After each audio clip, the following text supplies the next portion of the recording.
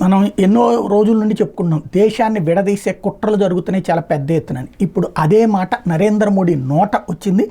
భారత సమైక్యతను సమగ్రతను దెబ్బతీసి దేశ విభజన కుట్రకు కొంతమంది తెరలేపుతున్నారని ప్రధానమంత్రి నరేంద్ర మోడీ ధ్వజమెత్తారు.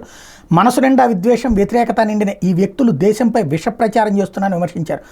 భిన్నత్వం, వాణిజ్యం, సామర్థ్యం, పనితీరు, అవకాశాల్లో భారత్ అసమాన దేశమని, పెట్టుబడిదారులకు 21వ శతాబ్దంలో అత్యుత్తమ గమ్యస్థానమని ప్రపంచ దేశాలు భావిస్తున్నాయని పేర్కొన్నారు. 21వ శతాబ్దాన్ని చరిత్రలో లిఖిస్తే అందులోని భారతీయ సౌర విప్లవం సువర్ణాక్షరాలతో ఉంటుందని స్పష్టం చేశారు. సోమవారం గుజరాత్లోని గాంధీనగర్లో పునరుత్పాదక ఇంధన పెట్టుబడిదారుల సదస్సుతో పాటు అహ్మదాబాద్ వందే భారత్ రైళ్ల ప్రారంభం పలు అభివృద్ధి కార్యక్రమాల్లో పాల్గొన్నారు.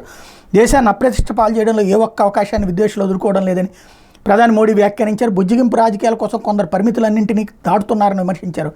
కాంగ్రెస్ అగ్రనేత రాహుల్ గాంధీ ఇటీవల అమెరికాలో చేసిన వ్యాఖ్యల నేపథ్యంలో ప్రధాని స్పందన ప్రాధాన్యం సంతరించుకుంది. 3వ విడత 100 రోజుల పాలనలో ప్రతిపక్షాల నేతలను అవమానించారు, అపహాస్యం చేశారు, నాపై దాడులకు దిగారు. అయితే అనుకున్న అభివృద్ధి లక్ష్యాల సాధనలు నేను ఏమాత్రం వెనుకడిగేయట్లేదు.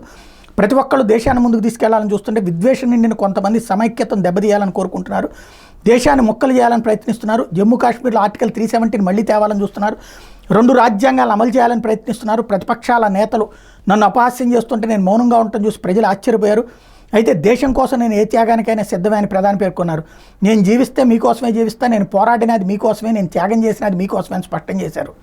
ఇది ఆయన సీరియస్గా చేసినటువంటి వ్యాఖ్యలు.